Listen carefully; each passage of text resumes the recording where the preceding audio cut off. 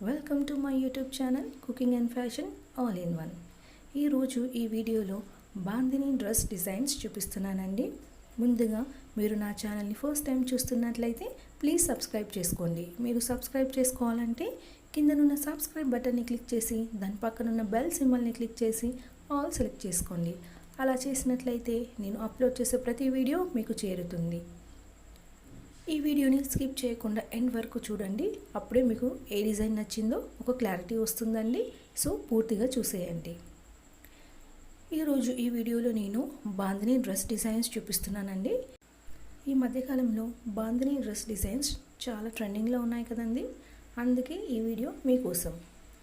Bandhani saris ever green అండి. ఒకవేళ మీకు అలాంటి శారీస్ ఉన్నట్లయితే ఇలాంటి డ్రెస్సెస్ని స్టిచ్ చేయించుకోవచ్చండి.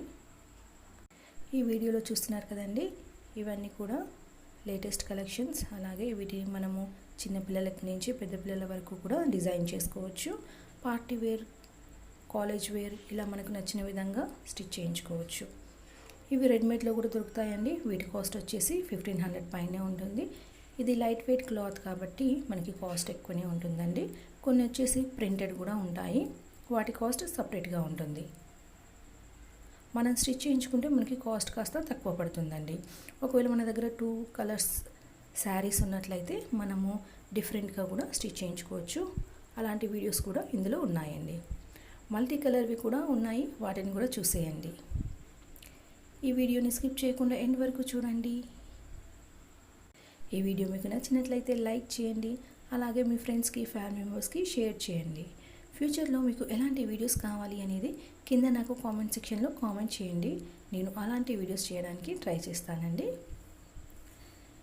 ఈ డ్రెస్సెస్ మీకు నచ్చినట్లయితే వేరే టైప్ ఆఫ్ క్లాత్ ఉన్నా కూడా ఈ విధంగా స్టిచ్ చేయించుకోవచ్చండి. సో మీకు స్క్రీన్ షాట్ తీసుకున్నట్లయితే అది ఫ్యూచర్లో ఏ విధంగా అయినా మీకు యూజ్ అవుతుంది.